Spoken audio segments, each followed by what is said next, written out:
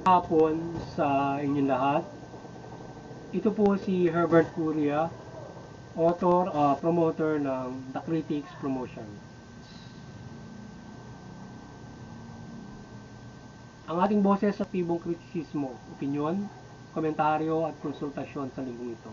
Kakibat ang ating pananalig sa ating banal na Panginoon Diyos, banal na Panginoon Kristo at gawa ng kaliwanagan ni Banal na Santa Maria, ay hinggil sa issue strong support on PBBM leadership. Ang Pangulong Marcos ay nag-preside sa command conference ng PNP nitong nakaraang araw. Ang sa AFP ay nag-preside din siya nitong nakaraang buwan. Hindi naman ito loyalty check according to them, kung saan may aligasyon ng destabilization plot from them sa Administrasyon Marcos. According to PNP Chief Ocorda, sa issue ng Mindanao secession ay malaking gulo. Ito kung magkataon. Ang AP naman ay nasa tanggol pa rin ng konstitusyon nasa isang Pilipinas yan. So yun yung ating tinuyang topic ngayon ay yung hinggil doon sa pag-preside ng ating Pangulong Marcos doon sa command center ng PNP at ng AFP. So ating sinusuportahan yung strong leadership ng ating Pangulong Marcos sa kanyang mga hakbangin, magiging ito man ay pagtulungan niyang ng ating lakas to support his governance.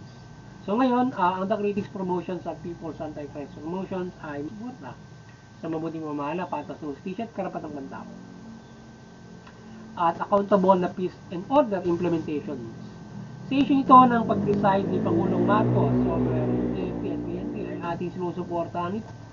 Suportahan din ito ng lipunang Pilipino o suportahan ng strong leadership ng ating Administrasyon Marcos upang may pamahala nito ang mabuti ang pamamahala at magawa ang kanyang perspektiba sa bansa na tiyak niyang makapagpapaunlad at makapagpapairal ng kapayapaan sa ating bansa. So tayo ay maring sumusuporta dun sa strong leadership o paitingin natin ang mabuting pamamahala ng ating Pangulong Marcos at ito ay makapamabuti. So tayo ay sumuporta sa isang mabuting pamamahala niya at itong ating APPNP ay makasuporta dun sa kanyang mabuting pamamahala at sila ay sumunod doon sa nais ng ating Pangulong Marcos doon sa AFP implementation of the enforcement. Yan. Tsaka sa PNP, pareha sila sumunod doon na mayroon siyang magandang approach diyan na hinggil doon sa pagpapairal ng ating pwersa ng pamahalaan in peace and order, both in AFP and PNP in all aspect. Yan. So ang Pilipino ay dapat bigti sa pagsuporta sa ating administrasyon para sa mabuting pamamahala at anuman ang mga aligasyon ngayon ng issue ng constitutional change at paghihiwalay ng Mindanao sa Pilipinas ay magkaroon tayo ng isang side dito kakibat ang administrasyon bilang suporta rito. Tayo dapat ay suportahan natin yung ating administrasyon in one Philippines, yung hindi na mapaigting nito yung pagkakaisa sa ating bansa at hindi yung paghihiwalay ng Mindanao at saka ng Luzon at saka ng Bisaya. Kung ano ito sa bansa yung Mindanao, so dapat ay kaisa pa rin sila. So we, in spite of those allegations sa Constitution, ay tayo ay sumusuporta doon sa pagkakaisa ng ating bansa. So nasa boses tayo sa ating mga bata na makiisa sa mahusay na pagtalakay ng constitutional change at sa kakibat ng lipunan ng Pilipino. So yan yung Senate, Congress, pag-usapan yung mabuti yung constitutional change, pwede kasama ang sambayan ng Pilipino o dapat maisulong yan o hindi para sa mahusay na perspektiba ng ating para sa mahusay na pamumuhay natin lahat, kakibat itong perspektiba ng administrasyon. So sa nais naman ni dating Pangulong Duterte, wag naman wag naman na naisin niya at udyukan ang mga taga Mindanao mula BRMM at mga kakibat nitong armed forces to have secession hanggang autonomiya na lamang ang maaari natin gawin sa nais ng mga kapatid nating Muslim sa Mindanao na ang lupang pinaglalaban nila ay dapat kakibat pa rin ng Pilipinas at under BIRM. Lamang nila ito pagyamanin at hindi ang hiwalay ito sa Pilipinas. So sana ang ating Pangulong Duterte ay huwag na niyang ihiwalay pa yung Mindanao. Kung may perspektive siya na iba na ihiwalay yan, sana hindi na niya ituloy yun. Para hindi na magkaroon pa ng gulo doon sa peace process na nangyayari doon sa Mindanao sa BRM at saka doon sa MILF, MNLF at nagkakaroon ng magandang kapayapaan dyan. Huwag niyang batungan pa na mag-initiate siya ng paghihiwalay para sa sarili pamamahala ng Mindanao. Kasi dapat isa ang Mindanao at saka ang buong Pilipinas. So ngayon yung Mindanao sapat na lamang yung ano sa ating Muslim Mindanao para sila yung kanilang problema doon sa lupa nila ay marisolba at saka iba't ibang mga usaping pangkabuhayan at justisya kung papairan with the Muslim belief. So ngayon ay magagawa naman nila through the autonomy at hindi or autonomy or yon at hindi sa pamamagitan noong hihiwalay sila. So wag nang ganunin pa para yung usaping mga payapaan sa Mindanao hindi naman at magtuloy-tuloy na itong magtuloy-tuloy na itong peace process at maging mahusay na yung BRMM na pamamahala nung MILF saka nung MNLF. Maging mabuti yung status ng Mindanao with autonomy. So kaya dapat sana wag nang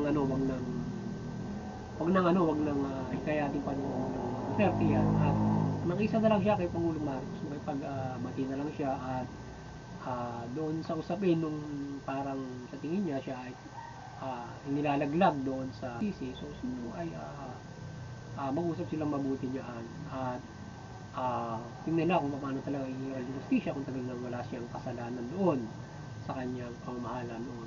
Hingil sa hinahabol sa kanya ng mga may Pilipino at noong ICC. So ngayon ay kung ano yung mag-usap sila kung anong dapat na mabuting solusyon diyan at hindi yung ganyan. At tungkol sa constitutional change ay hindi na dapat maisali yan doon at ano man yung dapat baguhin doon, magkaroon makisali na lang siya doon sa talakayan about constitutional change with the lawmaker and public sector or the all sectors of society in the chapter change para mapag-usapan kung ano ba yung dapat na gawin na pagbabago o hindi.